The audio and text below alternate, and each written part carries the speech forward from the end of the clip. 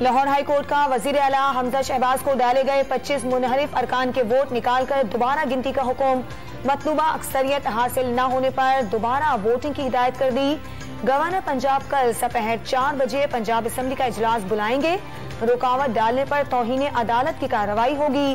5 रुकनी bench का 4-1 की अक्सरियत से तहरीरी फैसला जारी।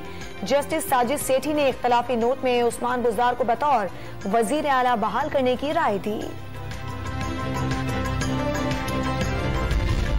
अदालती फैसले पर तहरीक इंसाफ पहले खुश बाद में मायूस। महमूद रशीद ने लाहौर हाई कोर्ट का हुक्म यादगार करार दे दिया। बाद में फवाद चौधरी ने सुप्रीम कोर्ट जाने का इशारा दे दिया।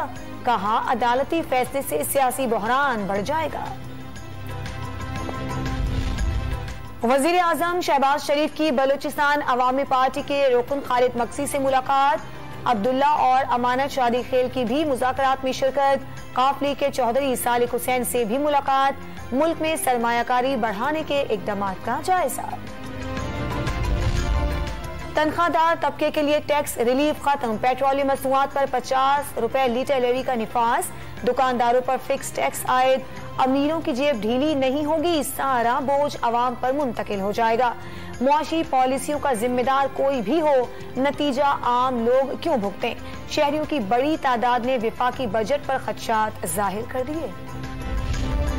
शदीद गर्मी के बायस ग्लेशियर पिघलने से हुंजा में सैलाबी सूरत हाल। हसनाबाद नाले पर बनाया गया आरजी पुल भी मुतासिर। चित्राल के इलाके गरम चश्मा भी लकड़ी के 2 पुल बह गए। और पसंद की शादी करने वाली दुआ जहरा को कराची लाने के लिए सिंध पुलिस लाहौर पहुंच गई। पंजाब पुलिस की इजाजत मिलने के बाद उम्र के तयन के लिए अकायद मेडिकल बोर्ड के सामने पेश किया जाएगा।